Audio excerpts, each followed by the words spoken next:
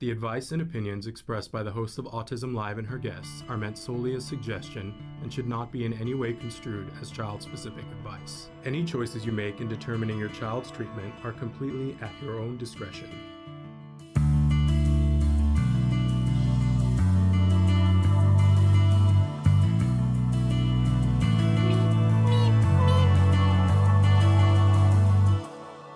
Good morning and welcome to Autism Live. I'm Shannon Penrod. I'm your host for this next hour, and I'm so excited to be here with you this morning because we're going to talk about a topic that is very near and dear to my heart. Clarifying what is ABA and why are we talking about it. So I'm really thrilled. We're even going to forego jargon because there's so much jargon built into it that we're not even going to foray into that. So I welcome all of you. We're live right now. Today is August 1st, 2022. Good morning, Ka. So thrilled that you're here. And that's how it's done, you guys. If you have questions, feel free to write them into the chat. We're live right now on Facebook, on YouTube, on Twitter, and about a dozen other sites. And Traven's going to show those to you in just a second. I want to remind all of you, though, that we are a podcast. We are the #1 rated autism podcast, thanks to you. And we are available wherever you get your downloads, wherever you download your podcasts. That's where we are available, at least where it's free, because that is something that's also very near and dear to us, that we like for our content to be free to you. And we're excited that we're able to continue to do that. But it does take viewership, right? That's how we do things. It also takes sponsors. We mentioned to you guys last week, we're actively taking on new sponsors now. If you or someone you know wants to be a sponsor for the show, if you have a business or you have friends that are business owners, we're very fussy. We only take people who are like-minded and that we agree with the mission that they're on. So I will say that. But for the right sponsor, this is a great opportunity to be in front of people in the community. Our show, our mission here is to provide information and inspiration to that larger autism community that starts with individuals who are on the spectrum themselves. Of course, it starts with them, and we try to elevate their voices in this conversation whenever possible. But it also includes everyone who loves those individuals, and I count myself as one of those people. Michelle is writing in and says, your address is on your website. I would love to send my autism story from Spectrum Life magazine by Autism Empowerment, October, fall 22. I would love to see that. And she gave us the digital copy for it, so that the link to it, so that we can look at it. It's almost 6 years since I've been following her. Michelle, I'm going to check that out. I absolutely am going to check that out. Congratulations. And that's spectrumlife.com, you guys, if you want to check out Michelle's article too. I can't wait to see it, Michelle. Thrilled that you're speaking out. That's what we all need to do, is tell her. You know, I'm a big fan of, people ask me, Shannon, what are you? Like what's your job? What do you do? And I, if I'm really being honest, I say to people, I'm a storyteller. I love to tell stories. I love to tell true stories. I love to tell stories, other stories too, and make up stories, but it's important to tell the stories, right? And today we're going to talk about, from my point of view, we've been doing this series called Parent to Parent, because, you know, I have a book out that's called Autism Parent to Parent, that's intended for exactly that, for a parent to be talking to parents. You know, we all have our place in this community, and sometimes you got to have the information from somebody who's on the autism spectrum, because that's an important perspective, right? But there are some things that, from a parent's perspective, that I can tell a parent that a teacher couldn't tell them, or that may not be something that someone is on the spectrum would even be aware of unless they are also a parent, which I know of tons of parents who are on the spectrum and that are also parents, right? So I think perspective is really important, and it's really important for me to give the disclaimer that I'm not an expert in autism. I always say that here, but I am somebody who has been covering autism and interviewing autism experts for well over a decade now. And so I've learned a thing or two as a parent, and as a journalist is even a funny word to say, but as someone who's trying to tell the stories and interviewing the people to tell the stories, I've learned a thing or two, and I do have an opinion. And I want to be clear about that. I like to say that it's an informed opinion, but I'm not an expert. And but I do think that I have knowledge to share that is helpful for some people, maybe not for everybody. So that's why we're doing these talks. And today they're all like, it's like, which one is your favorite child? You don't have a favorite child, right? But I love this subject. It's really what I've devoted a good share of my life to over the last 20 years. Is demystifying what is ABA. So that's our talk today. What is ABA and what does that have to do with autism? And Simon says, but I do think it's necessary for the world to have serious conversations and plans to address the catastrophic rise in autistic cases in recent decades. And Simon, absolutely. I mean, one of the reasons why we've been doing a show for 11 years is that there is so much to talk about, right? There are lots of opinions about that, Simon, and we'll foray into that on another day, but I certainly love you writing it about that. Right? Super important. But today we're going to be talking about what is ABA and what does that have to do with autism and, a whole bunch of other things. So let's start. I'm going to give you the rundown of the topics that I'm going to cover here so that you know right from the beginning what we're going to get into. Okay. So I forgot that I can move my own slides. Thank you, Trayvon. So right from the jump, I'm going to cover the basic of the science of ABA. Then I'm going to cover what does that have to do with autism? What does it actually look like? What is all the controversy about from my perspective?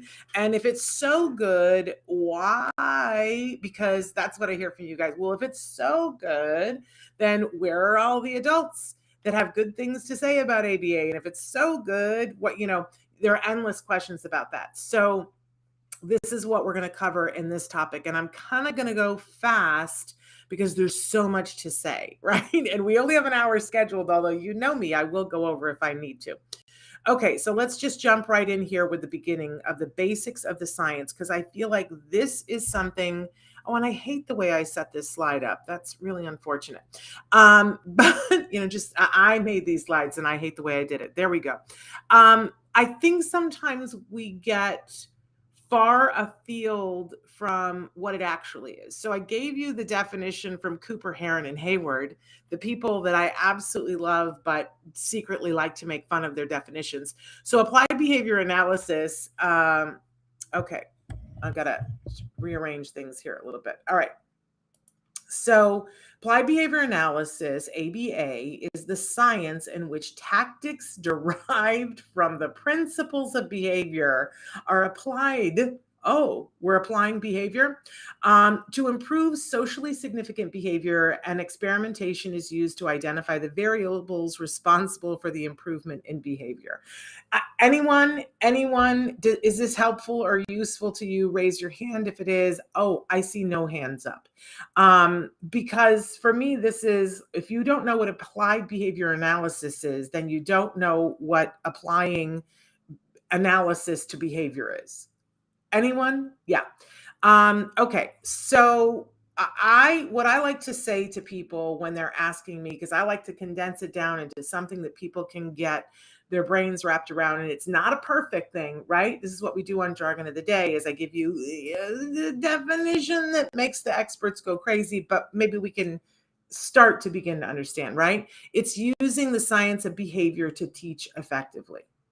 Because here's the deal, you guys. ABA is a teaching technique. That's what it is. It is a teaching technique, but it's not just any old teaching technique. It's not something that somebody invented in the back of their Chevy van, right? It's a teaching technique that's backed up by a great deal of science.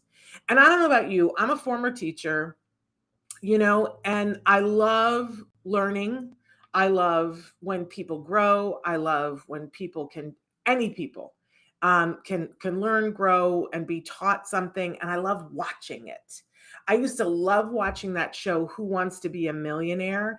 And people were like, I don't understand. It's kind of boring. They ask the person a question, and then the person sits there and talks through, well, it could be this, it could be that. And I said, yeah, but it's kind of fascinating because you're watching them think. And I think watching people think, and more importantly, watching people learn is great. That's, for me, that's great television. I could sit and watch people think and learn all day long.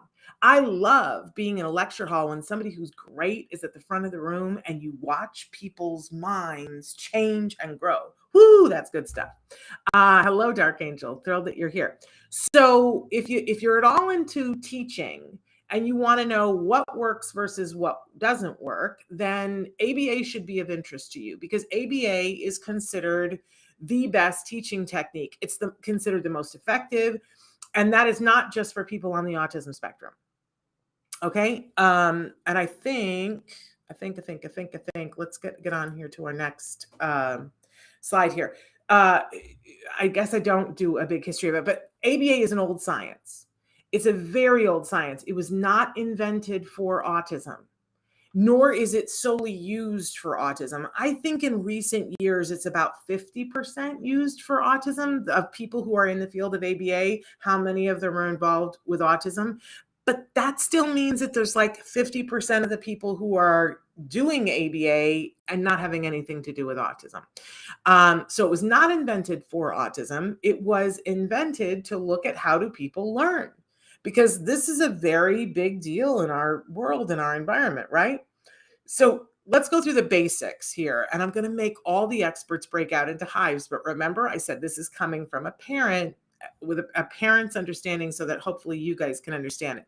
The basic thing that is central to ABA is that learning is more likely to occur if there's a meaningful reward for the learner. Like, that's the cornerstone of the whole shooting match right there. That somebody is more likely to learn if it's meaningful and there's a meaningful reward for the person who's learning. So when we get to talking about the controversies surrounding autism and ABA, I want everybody to remember back to this. This is the whole thing in a nutshell, that it has to be meaningful to the learner and that in order for them to learn. So if you're doing ABA well, it's got to be specific to the person. It's got to be something that's meaningful to them, so that you're not teaching them something that is of no use to them and that there's no reward for them in this moment. I know I just blew some people's minds because they're like, well, wait a second. I heard that it tortures people. Does that sound like torture? You're teaching someone and it's got to be rewarding to them specifically. I know there's a lot of bad information out there about that. So hold on to this tight. Learning is more likely to occur if there's a meaningful reward for the learner. Okay. So moving on here. Here are some other basic principles. And if you're like me and you're a little bit blind, I can tell that I was so pleased with this PowerPoint presentation. And now I'm like, oh, it's super, super small. Okay. So here are some other basic principles of ABA that, because you guys ask me all the time, how can I tell if something is good ABA or it's not ABA? Well, here are some things that you can hang your hat on to see, is this, something, are we getting what it is that I think? I have no idea what's happening here with my PowerPoint. There we go. Okay. So, basic principle is that if you have the opportunity to learn, more opportunities to learn better, and an immediate positive feedback, then you'll get better outcomes. So if I'm a teacher and I need to teach you how to do 7 + 5, I need to give you as many opportunities as possible. I need to give you immediate positive feedback, which means that if you're getting close or that you're getting it right, then I'm praising you. And that when I pair these two things together, I'm going to get better outcomes. Again, doesn't sound like torture to me. So more opportunities, more immediate positive feedback is going, good morning, Christina, is going to give you better outcomes. This is why later on when we talk about with autism, if we're trying to give more opportunities, that means more hours. If I'm a teacher and I'm trying to teach you 7 + 5, everybody's going to learn at different rates, right? But for some people, teaching 7 + 5, I might need 4 hours. Some people I might need 4 minutes, right? But if I'm not getting the desired response, I need to give you more opportunities, more positive feedback, right? Okay, second one, which we just talked about, everyone doesn't learn in the same way or at the same rate. Learning should be individualized. You can't have it be a cookie cutter. You can't decide that 7 plus 5 can only be taught this way, and we're only going to teach it this number of time, and then we're going to go on. That's not individualized. ABA says, no, that's not good teaching technique. Hello, world of education. This is the best teaching method, and it says it's got to be individualized. How about this one? The student is never wrong. If learning isn't happening, change the methods, not the student. Hello, can I get an amen here? How about this one? Challenging behavior is not random. It's happening for a reason. That's one of the basic principles of ABA. Everything is happening for a reason, and we're going to talk more about this in just a second. This one, which we've already sort of covered, but learning has to be meaningful to the individual. If what all you're doing is teaching eye contact to someone and it's not meaningful to them, guess what? You're going to have a really hard time teaching it, and you're going to frustrate that student, and you're going to waste a lot of time. It has to be meaningful to the individual. How about this one? Everyone can learn. Everyone deserves the right to learn. Just because you can't pick it up in 3 seconds doesn't mean you don't get the right to learn. This is a very important thing for me. And I'm so glad that people are here and starting to write in. Preventing a child from learning to reward themselves is abusive. If you condition the child to need your reward approval, then that is definitely abusive by neurological standards. Thank you for writing that in, because this is exactly what I want to get to. That would be bad ABA. If you conditioned them to only get the reward from you, that would be very bad ABA, right? Because rewards come in all different ways, and it has to be meaningful to the person. But let's remember that we all run on being rewarded by things. When you go to a job, you expect to get paid. Guess what? That is your reward. And if they didn't, that's not abusive. Saying, I'm only going to pay you if you work, that's not abusive, right? But if that was the only thing that we allowed people and we didn't give them any other reinforcer, we could certainly think of that as being abusive, right? But good ABA says it's got to be meaningful to the individual, and that there has to be meaningful rewards for them. That doesn't mean that the reward comes from me all the time, although it certainly means it does some of the time, right? But this is exactly what I want to get to, Sensei. And the last one here, that functional communication is the right of all individuals. There is nothing that I find harder than someone who says to me, my child is nonverbal, completely in their own world, and so we didn't give them an iPad because we're waiting for speech. I appreciate that perspective, but it doesn't jive with science, and it isn't fair. We've heard this from so many individuals who were non-vocal and now have functional communication, who say, please give everyone the opportunity to be able to communicate in whatever way they can, and let's stop stigmatizing other forms of communication. By saying, no, we're holding out for speech. Speech is great. It's not the only type of communication. In fact, most people, even people like me, very vocal, but it's estimated that's like 18% of how we communicate, because I'm communicating with my gestures, and I've got slides, right? Please don't stigmatize other forms of communication. Please make sure that everyone gets the right to be able to communicate. Okay, fantastic. Those are all basic principles of good quality ABA.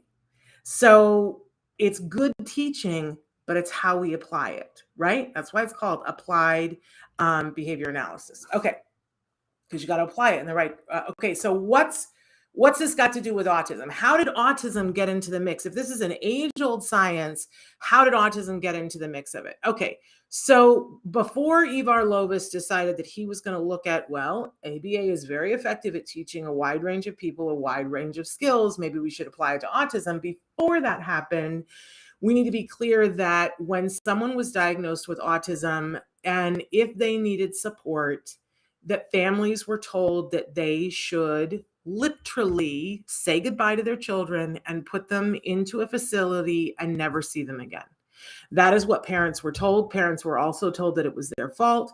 They were told that there was no hope and that their children were unteachable. In fact, the schools, this at the same time, schools, this was before ADA, schools said your child has autism. See you, we're not equipped to deal with that. And children were sent home and they weren't given free appropriate public education.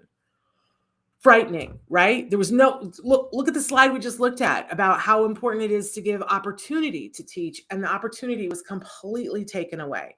Then Ivar Lovaas decided that he was going to he started with one study, he lost funding for it, came back and did a second study, which was called the Young Autism Project.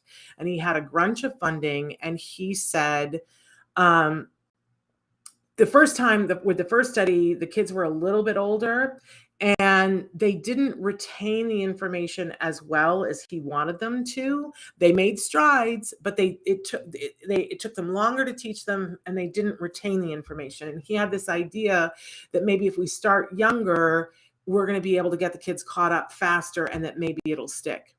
Okay. We are having problems with my microphone, and so I'm not sure what to do, but I'm going to try.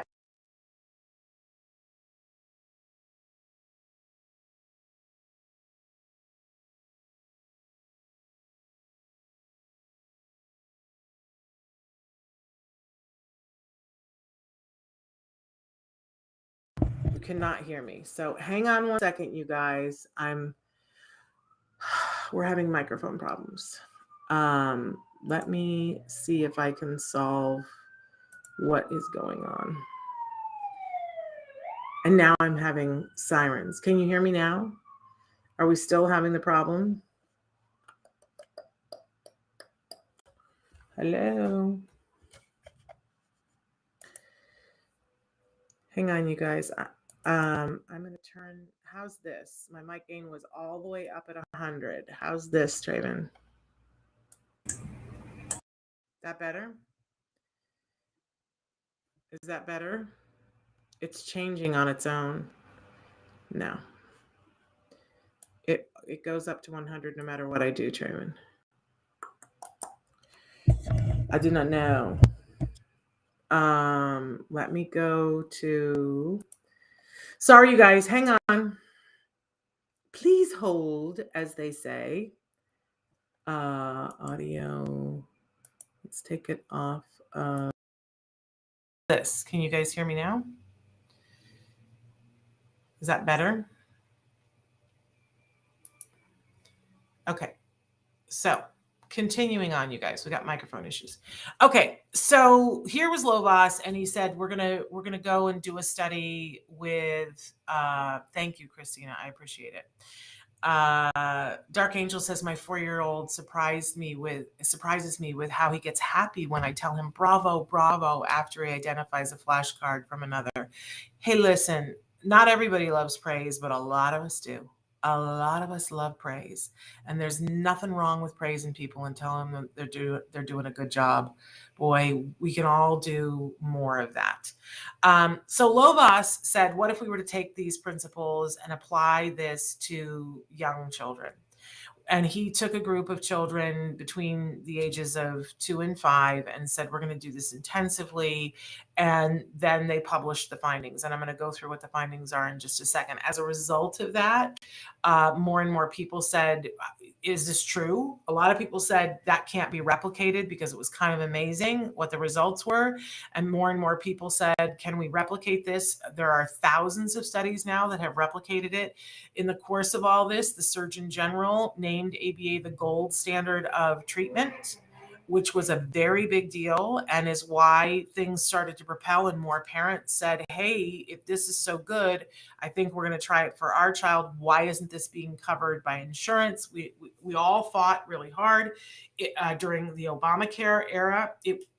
behavioral health for autism became one of the 10 essential health benefits, which is why most of you have in the United States have it for insurance, and why most states now and businesses cover ABA treatment for autism. It was so expensive in the early years that only really wealthy people could afford it for their children. And now, in most of the state sponsored plans, it is a benefit.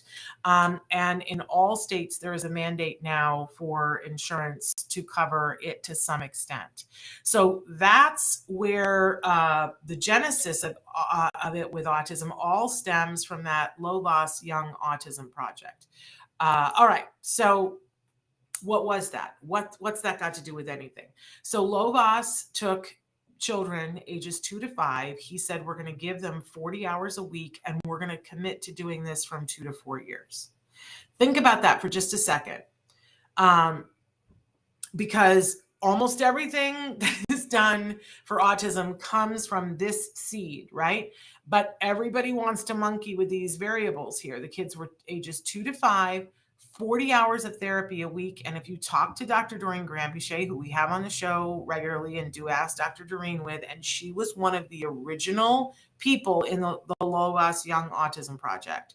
She was one of the main people doing the therapy, right? So we have it right from the source. She's the last person left alive from the original project, as far as I know. We'll ask her that tomorrow.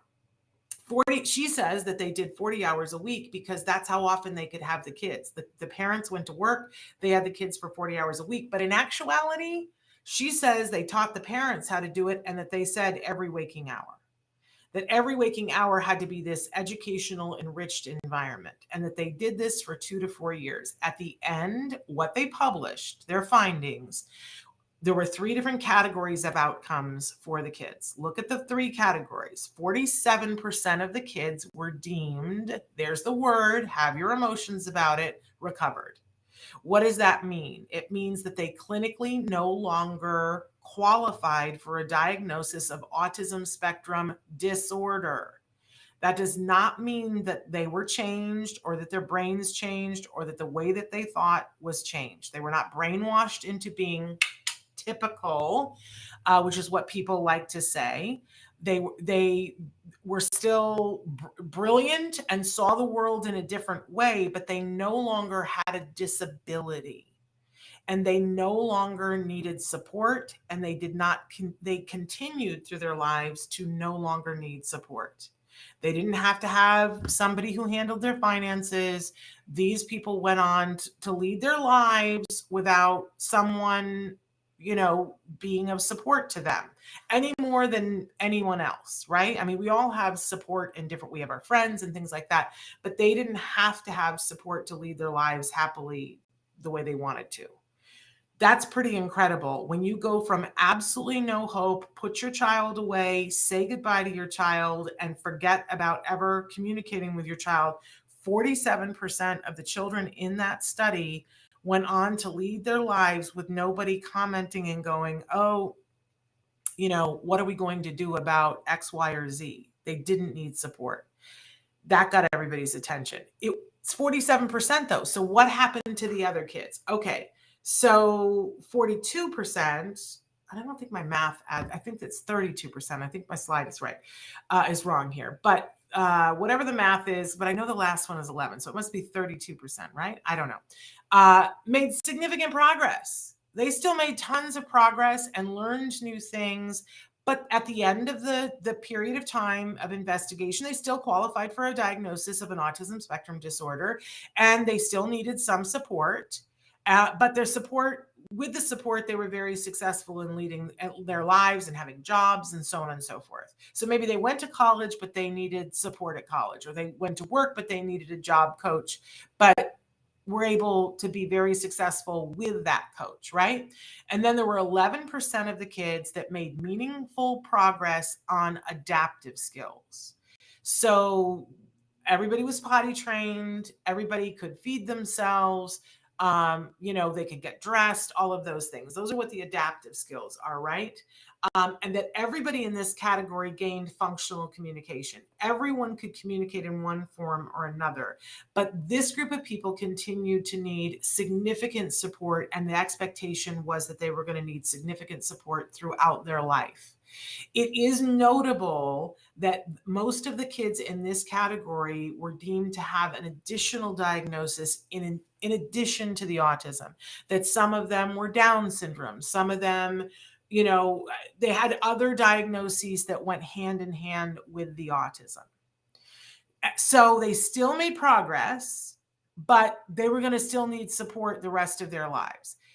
I think for a lot of people, we looked at the 47% and said, there's hope there. And even if we fall short of that and are in the middle group, that's not bad, right? And heaven forbid, we're in the last group, in the 11% group, my child will be able to take care of some bodily needs for themselves and be able to communicate.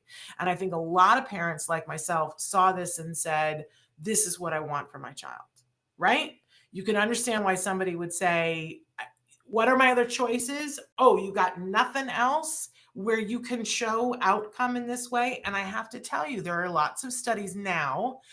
I mean, when I came into this 20 years ago, there weren't, but now there are studies that show other treatments are effective at building skills, but nothing has shown this level of success to date. There is nothing. This is why insurance is covering ABA. This is why when your child is diagnosed with autism, you're being offered a prescription for ABA. This is what I think everybody should know. Okay, but then where do we go from here? Okay, so as a result, it is named the gold standard of treatment. Over 1,000 studies show it works. This is why insurance will fund it. Insurance will pay for it for almost everyone here in the United States. Sometimes you got to know what question to ask. Here are the big asterisks. Done right, it does work. Done right, it is compassionate. Are there people who are doing ABA and doing it wrong? Absolutely.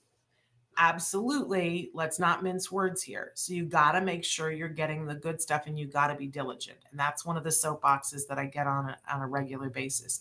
I feel that if we empower you by telling what it looks like, then you'll be able to be on the job. When we started ABA, the only thing that I had for a reference point about what did it look like was I had Christina Adams' book, A Real Boy. That's what I had. And I wanted more. I wanted videos. But you know what? And I've been a part of the media trying to put out videos to show what it is. It's hard. It's hard because there are so many parts to it. I always say it's like if I sent you to ballet school and I said, I just want you to take video of how somebody becomes a ballet dancer. And you would start with showing second position and somebody doing a plie. But if you showed that to someone who had never seen a ballet, they would go, that doesn't look like something I'm interested in. They would never want to do it based on that. But then you show somebody a ballet dance, right? And it doesn't show you how they got there, because it's hours upon hours upon hours, right? And that's the same with ABA. Okay, so what does it look like? Done right, it should look like periods of very structured learning followed by periods of intense reward over and over and over again. And even saying that, it's like trying to describe the color blue to someone who's never seen blue. But I want you guys to know that there are times when somebody is doing a structured learning, but it's got to be rewarding, and it's a lot of repetition.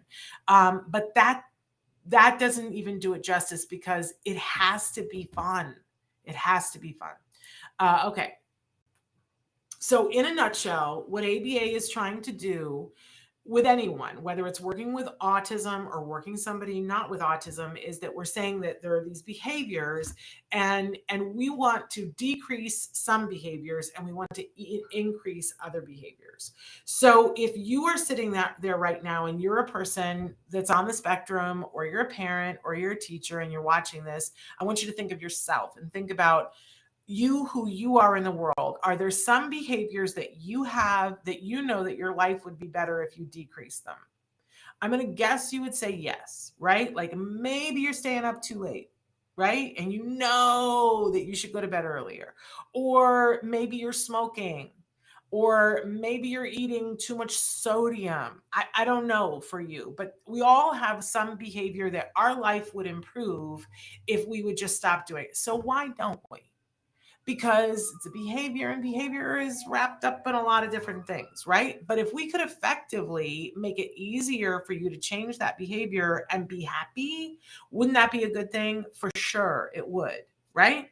What about other behaviors? Are there some behaviors that you know that you're right now? I was on the exercise kick in COVID when we were isolated. I was walking every day on the treadmill, and now I sit there every night and I say to myself, I know I would feel better if I just got on that treadmill, and yet I find a million excuses why.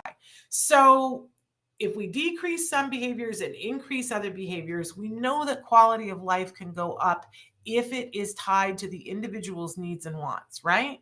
Because not everybody wants to eat lower sodium, right? And not everybody can benefit from that, but some of us can. Okay, so how do we do this? How do we decrease some behaviors and increase other behaviors? If you watch the show, you know we talk about the 3-term contingency. ABA and the science of behavior says that behaviors are like, I think of them as these little balls, right?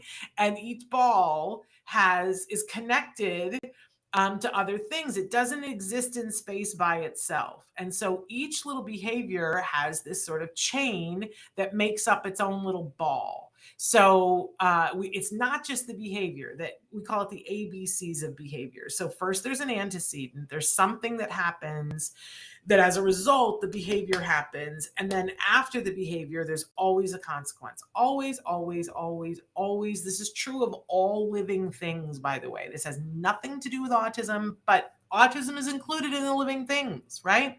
So how is this useful to us? Because we all think, well, the behavior, well, I need to eat less sodium. That's the behavior, right? But if we only think of the behavior, we're really missing out on where there's some control and some variability, right? Because something happens that triggers me eating sodium, and then I eat the sodium, and then there is a consequence for eating the sodium.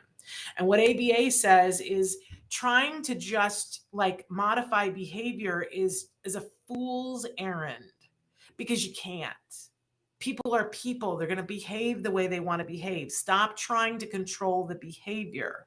Look at the antecedents. Is there a way that I could have something happen so that I don't crave the salt? Like maybe if I, have something with lemon juice in it, which has the same sort of reaction on my tongue as salt, maybe I won't crave the salt. Hello. Maybe if I just put more lemon in my water, I won't need. Well, then now I've changed the behavior, and I haven't penalized myself. I'm not in desperate want for that sodium, right? I just did something that was rewarding because I like the lemon juice, but it took away my need to be able to need the sodium, right? Now, other times, so that's called an antecedent modification that sets the person up for success. So that the behavior in question, either if I want the behavior to happen more, it's more likely to happen, or if I want it to happen less, that it's less likely to happen. But it's not about penalizing somebody. And then, of course, there's always the consequence. And everybody always thinks of this as punishment. And in fact, it isn't. That's the glass half full thing, right? That sometimes it's the consequence of, for instance, if the behavior is that I personally, it's meaningful to me to get an A on a test, right? And so what do? I set myself up for success. I do an antecedent modification. I study a little bit every day. I get good rest. I eat good things so that the day comes for the test and I'm feeling good. Those were all antecedent modifications. I take the test, and then when the test is over, I give myself a reward. Even before I know what I got on the test, I give myself a reward because I did all the antecedent things. And now I get into this behavior thing where it's like, I know how to set myself up for success to do well on a test, right? So a lot of times the consequent strategy in ABA is making sure that the person gets a reinforcer that's personal to them. This is how we go about looking at behavior and shaping behavior so that we decrease some behaviors and increase other behaviors. Again, it has to be meaningful to the person. We can't just, I mean, you can decide to shape behavior where you have someone like, hitting their head against the floor. You could if you wanted to, and that would be unethical, right? This is about shaping behaviors that are meaningful to the individual, that are helpful to them and meaningful to them, not just to the people teaching it. Okay, moving on here. I got to take a sip. Here are some really important things that we have to remember. We don't have control over behavior. We have some control over antecedents, and we have some control over consequences. For every parent who's ever taken a child into a doctor's office and you have to wait and there's nothing to do, and the child, children will get into things, right? And the example that I always gave was my son would sit there and he would start kicking the leg of the chair. And now the elderly lady, and now I'm that lady in the doctor's office, but would sit over there and be like, do something about that, right? So as a parent, what I learned was that if I just turned to my son and said, stop that, how likely was I going to be successful? No, because what does it say there? We don't really have control of the behavior. What was it going to do? Tape his leg to the chair? I can't make him stop. If he doesn't want to stop, he's not going to stop. The problem is that sometimes people stop there and go, well, there's nothing I can do then. Oh, mon cher, contraire, right? Because I could have, and eventually I did do this because I was taught well by people. I brought this, what I called the zipper bag. It was all these zippers. And in each little compartment of the zipper bag, there was a different toy that had an attention span of it on it about a 2-minute thing. Like there was one little wind up toy that would do flips. And so I would, we'd get into the doctor's office and I would say to my son, okay, one zipper. And he would unzip it. He would play with that for 2 minutes. He would give it back to me. I'd zip it back in. He got to unzip another one. And we would get through that waiting period with no difficulties because he was engaged. He was having fun. He wasn't overwhelmed, right? And I had no lady across the way giving me the stink eye. That's an antecedent modification. I didn't just decide to say, hey, stop kicking your leg against the chair. And we built it in so that when he behaved well in the doctor's office waiting room, there was always some sort of reward that he got. It might be that another toy got added to the zipper bag, right? And this is, he was happy to go to the doctor's office and wait. He was happy to be there and not bored. So this is how this works. It's amazing how it works. Okay. Now, when we see that there are challenging behaviors, this is another thing that people go, well, it's just ABA is just people who are trying to make these kids behave like whatever is normal, right? No. There are behaviors that are challenging in the world. And when I talk about any behavior, it always has a reason, right? This is a basic principle. We said that in the beginning, that behaviors are there for a reason. I always like when a parent says to me, well, my child is doing this and that and the other, and this challenging behavior. And I'm like, okay, but what is it really challenging? Like, or is it just annoying to you? Or, and we've talked about this endlessly on the show about what people call stims, and that people go, well, we just need to get rid of that. And I don't belong to that school of thought. Good ABA doesn't belong to that school of thought. Good ABA says that is happening for a reason. And that if it is getting in the way of other things, then we're going to start to think of it as a behavior that is potentially challenging. So if your stim is that you have to hit your head against the kitchen floor, and God bless our community, there are people that is how they stim. They hit their head on the kitchen floor. My son was one of those kids, right? We can't just say, kumbaya, it's okay, that's how he's expressing himself, because they will hurt themselves. So yes, Dark Angel, it's hard. She says, can you show videos of ABA sometime? Yes, but you have to realize that then you're putting a camera on a kid who is trying to learn. And then, a lot of people get squeamy about that. Or you have a kid who's an actor, and then we all go, what's the point, right? We'll talk more about this in a second, but it becomes an ethical thing. It's really, really hard, Dark Angel.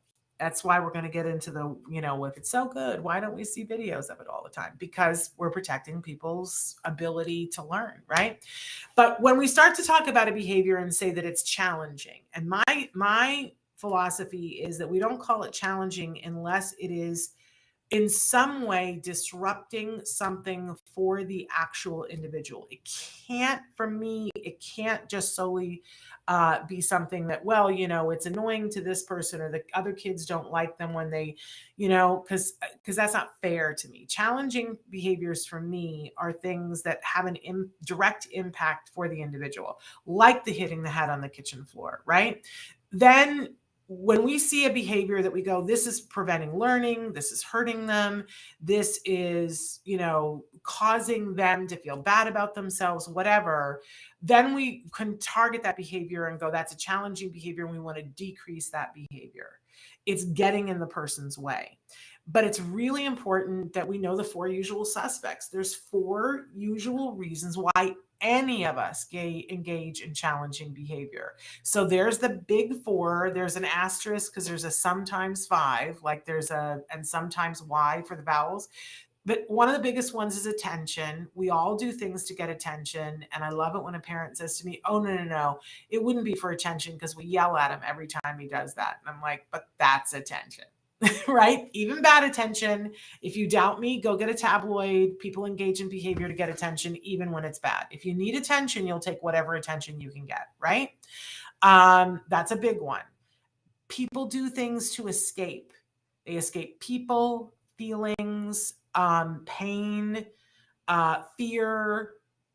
And we need to be very mindful when we see that someone is doing a behavior because of escape, because there's something going on that they're really trying to get themselves away from. That's a warning. And we need to be mindful and compassionate about that. But we also need to teach, because sometimes I take the case of Romario Snow, who he can't stand to be around aggression. Aggression is really hard for him. It's like physically painful for him to see aggression, and it causes him to run away. And twice now he's run away from his mother in circumstances where one time it took her 27 days to find him. So, that we have to mitigate those circumstances, right? All people also do things to be able to get a tangible. This is so that you can get something that you want, or, to be with a person that you want to be. We do things because I want the ball. So I bit the girl who had the ball, and now I have the ball, right? It worked. I'm going to keep doing it, right? And then the last one, which is the dicier one, it's called automatically reinforcing, because there's some sort of a built-in personal reward. We talk about this a lot with what is deemed the self-stimulatory behaviors. I say quotes because it's not always self-stimulating. Sometimes it's self-calming, right? But they call those automatically reinforcing. It's an inside job.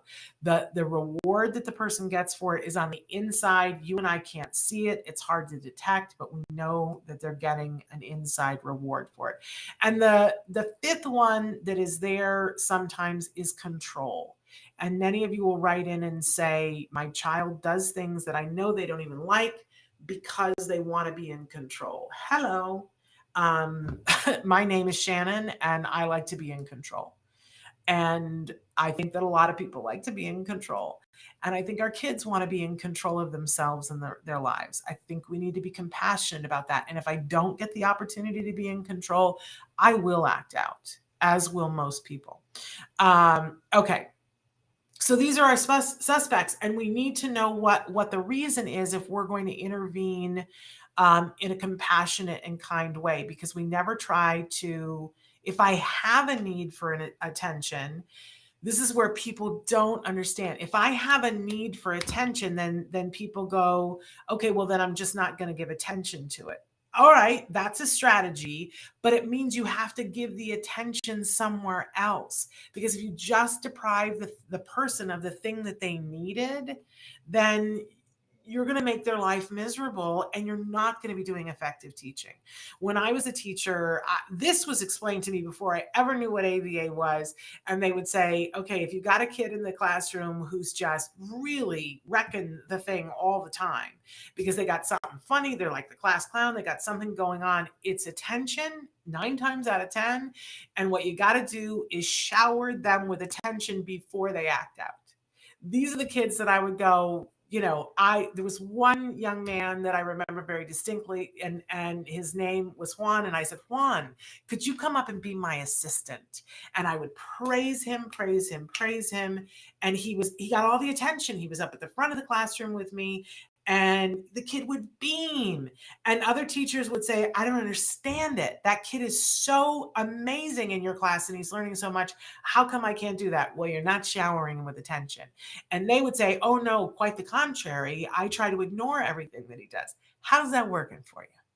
So this becomes an antecedent strategy that we shower him with attention so that he doesn't have to seek it in the moments when you can't give it. Does that make sense? That's good ABA. And I didn't even know I was doing it because somebody didn't tell me that's what it was called, but taught me how to do it. I didn't come up with it on my own. Okay, this is what we do. Okay, so how would we know, though, which one of those 4 or potentially 5 things? I think whenever possible, it's best to be working with professionals. There are things called BCBAs, which are board certified behavior analysts. They're very good at this. There is also something called the CIFA that's part of the skills program, which is available now to the public. You don't need the whole thing, but there's something called the Skills BIP Builder. You could ask just for that. And I don't know how much that costs. It's a monthly thing, but it has the CIFA in there, and you just it asks you a bunch of questions and you put in the answers to it. And then it tells you what the likely function of it is. And it suggests to you how to intervene. It's kind of cool. Now, the last is that you can play detective and guess, but that can be really dangerous, especially when it's something where, like Romario Snow, where he's running away, and it literally could be life and death. So be very, very careful of that. Whenever possible, be working with a professional to help you to figure out what the function of the behavior is. Okay, so moving on. All right, why all the controversy? If it's all this that Shannon just said, and we can teach behaviors and we can make people's lives more meaningful and everyone's life more meaningful, but if we can teach people on the autism spectrum and have them have their sense of self-worth and have it be individualized, why all the controversy? Well, this is Shannon's opinion. There's a whole slew of things here. First of all, I always like to think who benefits from anything, because here's the problem. ABA is expensive. So somebody's got to pay for it. And it's very interesting to me, the more that we have held people, entities, insurance responsible, or school districts for paying for it, the more we've heard about how horrible it is. I find that very interesting. And parents will say, oh, it's just horrible. I find a lot of times when I sit and talk with them, it's because they've been told it's horrible, and that's convenient for them because they've also been told it's expensive and they assume that they won't be able to afford it. And if I think that there's something out there for my child that I can't afford, and somebody says to me, oh, and it's really terrible for them, because I was one of those parents, by the way, and I said, oh, thank God that we can't afford it, because I wouldn't want to do that anyway, right? And then I found out that if I was a really on it parent, it certainly didn't have to be horrible, and that we didn't have to pay for it out of pocket. And then things changed for me. But in the pink box right next to it, it says it isn't always done well. And the more people that we have in the field doing ABA, the more people who are doing it wrong. And the more that insurance has been involved, the more that insurance has made it harder for it to be done right, because they don't want to fund it in the way that it's done right. I'm going to get flack for that, but that's my truth, and I'm saying it. Parents don't know what it looks like, because exactly what Dark Angel asked. Why don't we have videos? Why don't we have videos so that we could know exactly what to look for? And it's hard to show you videos between the ethical rights of the child, between getting all the permissions to do it. We had this wonderful series that we had for a while that was called The A Word, where we followed a little boy through therapy with his parents' permission, And it was so helpful to so many people. But I will be honest with you that then when he was a teenager, the parents came back and said, you know what? We now feel that it's not fair for him to have this out there, especially during his teenage years. Would you mind taking it down? We'll come back to you in a few years when he's an adult. And if he signs off on it, then we'll allow you to show it again. And you know what? We needed to be ethical and say, absolutely. And we took it down. But for those of you who saw it, it was a really good thing. And listen, this is what keeps me up at night, is how do I show this to parents without putting kids in a compromising position? It's really hard. And then the next box, many self-advocates or individuals, I know many people are saying now, don't call me a self-advocate. Individuals who were on the spectrum who had ABA earlier are coming forward and saying that they feel that they were tortured, and that they describe it to me, and I go, yep, that's 100% bad ABA, what you had. But to them, that's ABA, and they don't know what good ABA looks like, and they are really loud and proud to say to people, please don't do to your child what was done to me. I support them in that. I don't want what happened to them to happen to other children. But all ABA isn't that. And I think it's important for us to make that distinguishing mark. Insurance, and sometimes often doctors and providers, don't tell parents the truth. I'm hearing all the time from parents who say that they went to the doctor's office. The doctor said, well, I can write you a prescription for 40 hours, but that's too much for your child. To which my head goes foom, foom, foom, and explodes all over the room, because I want to go, what is that doctor basing that on? Because that is not the science. We're talking about a 3-year-old show me the science that says that 20 hours of ABA is effective. Guess what? That study doesn't exist. There are thousands of studies showing that the 40 hours would help that child, but there's none showing that 20. Makes me crazy. And I'm on a mission to tell parents the truth. Here's one that I particularly love. Scientists don't know how to talk about their science. I am on a tear with ABA professionals that when they talk about ABA, they don't talk about outcomes, and they're like, well, I don't, and they talk about it as this dry thing. Well, we're changing behavior. Oh my gosh. They don't talk about what it can do for a kiddo. Makes me crazy. I'm trying to educate them about that. And it benefits the insurers if parents say no to ABA. This is my opinion about why there is so much controversy. Because who wins? If you are a parent and you decide not to do ABA with your child, who is the big winner? It is the insurance company. So be careful. But you also have to be careful on the other side to make sure that you get good quality ABA, that you get the right amount, excuse me, and you are diligent as you know what, making sure that your child is treated ethically. Absolutely. Right? Okay. Moving on, because we're running out of time here. Here are some myths about ABA that drive me, you know what, crazy. It only works for some kids. That's just wrong. ABA, as we've already discussed, is a teaching technique, and it's a box of tools. How can you say that it would not work with some kids? To me, this is the same as saying that some kids can't learn, and that's a hill that I will die on, that is false, false, false. Everyone can learn. Everyone can learn. I don't care what the person's IQ is. You can use the principles of ABA on a house plant and it works. Don't tell me that child can't learn. That's offensive to me.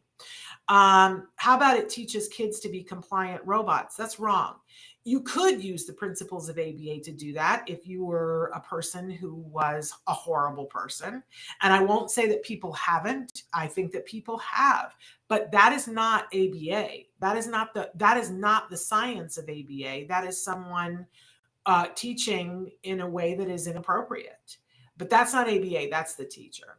It's mean torture for the individual receiving the therapy. Again, if done right, it absolutely is not. Absolutely is not.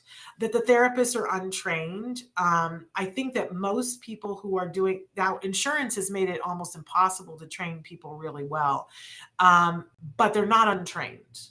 They're not untrained. They have had some training, but they need more training. I'm not going to dispute that at all. But the fact remains that most people, I guess I can't speak for a lot of ABA providers. You should look into it if you're having ABA, what kind of training that they get. In fact, I encourage parents to do the training that is for RBTs themselves. There's a 40-hour online class that you can do, and I can never remember what Justin Leaf's organization is called, Draven. If you can find it before this presentation is over, I would appreciate it. But there's a free 40-hour training that people can do on their way to become a registered behavior technician, and I encourage parents to do that training.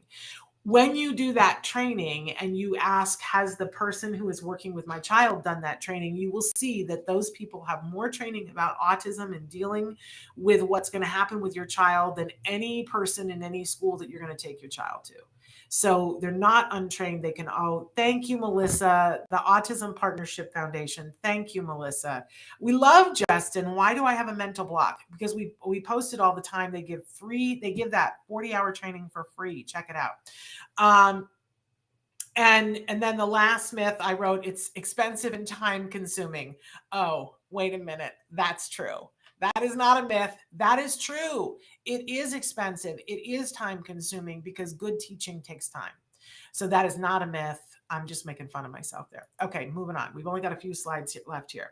Okay, so what are the hallmarks of good ABA? We'll make this PowerPoint available to you guys so that you can read everything. But here's the thing. Intensity. I know some of you are going to write in all the time and go, 40 hours for a 3-year-old, that's crazy. I said the same thing. But the science shows that that's what works. And if it's done well, your child will be happy.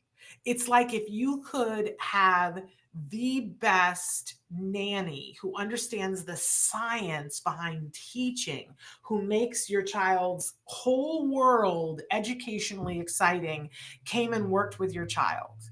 And they were there, you would want more of that. So don't shy away from the intensity. Make sure that they're taking regular breaks that are fun and reinforcing for your kiddo. Make sure that your kiddo gets enough sleep. Make sure that you ramp up to your hours, but don't say no to intensity. It's the thing that we know works. That it has to be focused on the individual. Remember, I said it has to be meaningful to them. No more just teaching some random crap to kids that has no meaning to them. Right? It's got to be meaningful to them. Clear focus on reinforcement, not punishment, right? It has to involve the caregivers. If you think that you're going to drop your child off at the autism center and then you're going to come back and pick them up and that you don't need to learn this, that's not how this works. You have to learn. I said the other day with Dr. Grampiche, I had a thing on my mirror in my bathroom that said, my son's team is only as good as its weakest player, and that will not be me. Please get involved as a parent. Learn what these people know.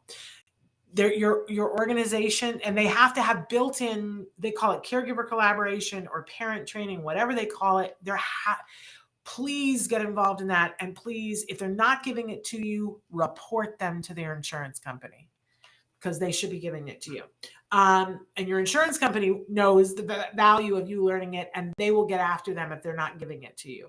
They have to plan for generalization. From the first time that they give a lesson to your child, they have to plan for what's the long term for this.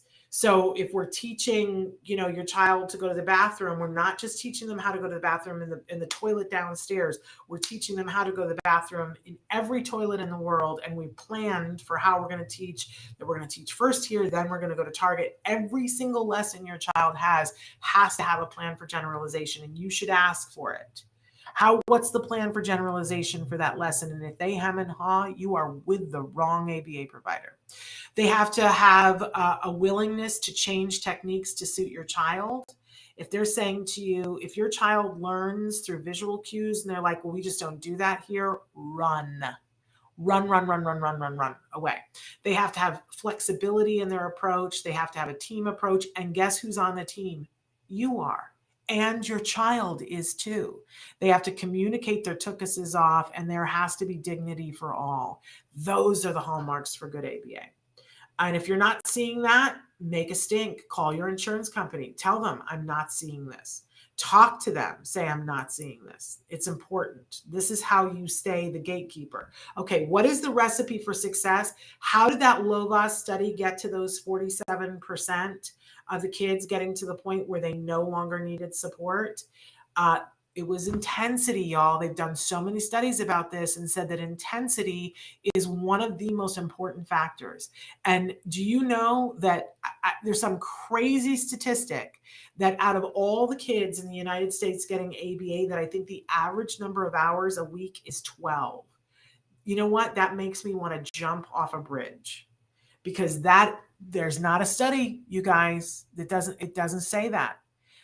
If you're going to follow the science, follow the science. The science says intensity.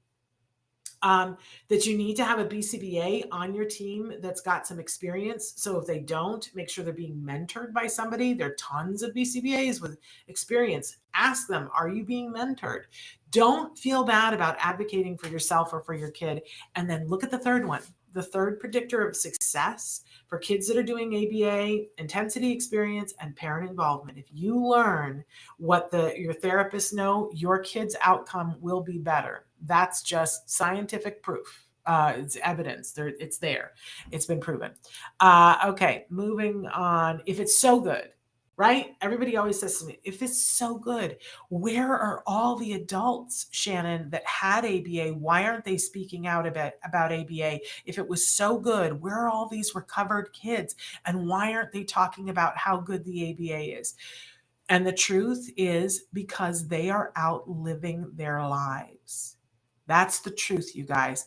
And people used to tell me this all the time. And I was like, well, surely they could spare a few minutes of whatever. And you know what? My son does. I'm just going to use him as an example. He does. If I say to him, listen, in my schedule, I'm going to go and I'm going to speak to this group of people. By chance, are you available on that day at that time? When he is, he will come. But you know what? He's working 2 jobs. One of them, he's working with kids that are special needs, and he, is making the dean's list at college and having a social life.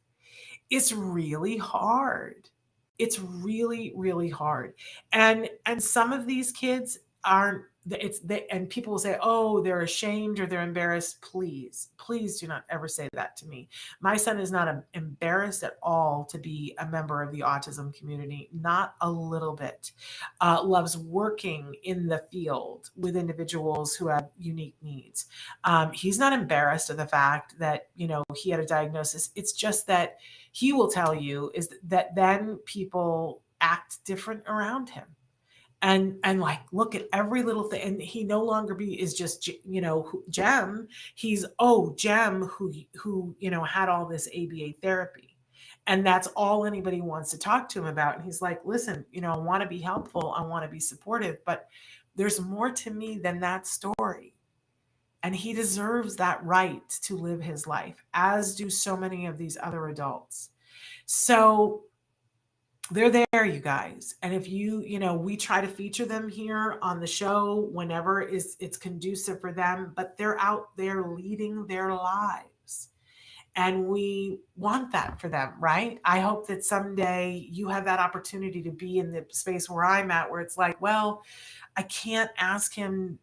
We fought so hard for him to be able to lead his life the way he wanted to on his own terms. I can't ask him to sacrifice that. I do ask him to give back. And that's not possible for all people. He has a mother who's already out there doing things. And there are people who are speakers who are like, hire me to speak. Let me be out there and talk and say good things. But many of them are out there working in the top of their field. That's what they're out there doing. And they also know too that when they come forward and say, I had good ABA, in my son's case, there are times that people will go, oh no, you just have been brainwashed to say that. You know what I'm saying? So they are out there, but there will be less of them if more people don't know the things that I just told you. It's got to be intensive. Okay. And then this is my kid. This is the reason why this message is important to me. This is what is possible. This is the picture we had to take in COVID. I took this picture because we couldn't get senior pictures because we live in LA and they weren't doing that. But this is why I feel so important to say to you that this is possible. But if you want it, it's so funny because we used to have to fight to get the funding. And I won't tell you that you won't have to fight. You'll have to fight to keep your funding. But if your child is diagnosed, and you will be offered some form of ABA in all likelihood. If you're not, you need to look into why you weren't. And I can help you with that. You just have to write into me, Shannon at autism-live.com.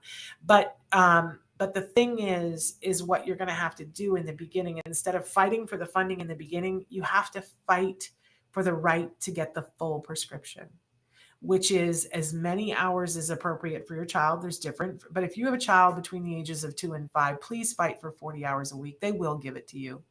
They will give it to you if you have insurance, because they know that later on you could sue them for giving you less than what they knew to scientifically be effective. That's the truth, you guys. So please fight for the 40 hours. Please fight with everyone. Fight with your insurance, fight with your doctor, fight with the ABA company. If they tell you, oh yes, we can take you for 40 hours and they only give you 20, you've got to fight, and you've got to keep fighting until you get your, and then once you're in with a good ABA provider, you got to fight to make sure that they are a good ABA provider, and you got to fight. But here's the thing, it's not forever. If you fight to get it and keep it and work on it for 2 to 4 years, go back to that picture of that slide in your mind, that your kid is going to fall somewhere in one of those 3 categories. It's been replicated. And the numbers are almost identical each time. So maybe your child will be at the place where they no longer need support. And I can tell you that it's only been in the last 3 years that we would say that for our child. For the longest time, I would say to people, we were in that middle column. We did not finish ABA and go, oh, look, we're in this other column. That was not our story. We were in the middle column. Somehow I've edged over into the other column. But I can tell you, when I was in the middle column, it was a good column to be in. And I know people whose kids were in that 11%. And you know what they say to me? They're the most grateful for ABA, because they say, my child can communicate, and my child is a part of our family. And we have a relationship now, and that I didn't know if we were going to have before. And I'm grateful because they're safe and they know safety rules, and we can be productive, and we have made our peace with the fact that they're going to need support. But we also know that we did everything that we could. And that is what they say. So this is what I say to you. Please do what you can. And if you need help, please reach out and ask for help. I made one more slide, Traven, because I wanted to thank all of you for being a part of this conversation. And it does have my email address on there. And you can find us at autismnetwork.com. For more, we cover so many of the topics having to do with this. We hope that you guys, I know that some of you that are watching are in other countries, and that it's not the same as it is in the United States, and that you don't have the access. And I'm sure that it's frustrating for you to hear that parents are saying no to intensive ABA program when you're where I was in the early 2000s, where it's like, oh my gosh, I'm going to have to scrap to get this together. Or how about the parents in the 90s who were like, I'm going to have to create an ABA program in my living room, and I don't have the team to do that. It's just frustrating, right? But I want to tell all of you, wherever you are, it used to be that way in the United States, and parents still found a way to make it happen. There are ways. Do everything that you can. You won't be sorry. So that is my message to you today. Tomorrow, we're here with Dr. Doreen Granpichet. She's answering your questions live. That will be tomorrow. And then on Wednesday, we're starting to wind these parent-to-parent things down. We're going to do a couple more of them. But Wednesday, we're taking on diet, y'all, because I know many of you write in, you're like a little upside down about the diet thing, not really sure. Is it something that's useful to you? Like, which diet? Why? What does it have to do? So basically talking about why is diet important when we're talking about autism in that parent-to-parent way? So there's that. And then on Thursday, it's Let's Talk Autism with Shannon and Nancy, and we've got an amazing parent who's going to be joining us talking about how he fought to get insurance to fund ABA in his child's school, in his classroom. This is like new territory for me because I haven't heard a lot of people being successful with that. And this parent's like, ooh, I've got information. So we're really thrilled about that on Thursday. And then if you missed last Friday's Stories from the Spectrum, we're going to be re-airing it this Friday. I just loved I think it's an important one. I love them all. It's all content created by people on the spectrum completely. We only curate in terms of make sure that we have some funding, that they get paid for us to show their content. They still retain ownership of their content. We're just paying to air it. It's all their own opinions, their own content. So I hope that you'll support them and share that. All right, that's my alarm saying it's time to go. It's not. It's well past time to go. I respect and adore all of you on the mission that you're on, and I hope that this was helpful to you. We'll see you tomorrow with Dr. Grant Bichet. Until then, give your kiddos a hug from me and one for you too. Bye-bye for now.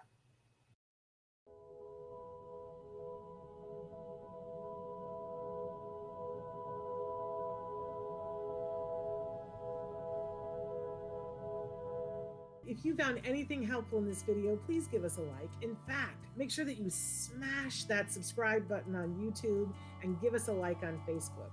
You can also follow us on Twitter and on Instagram for important updates. And please download our free podcast wherever you get your podcasts. Thank you so much. See you next time.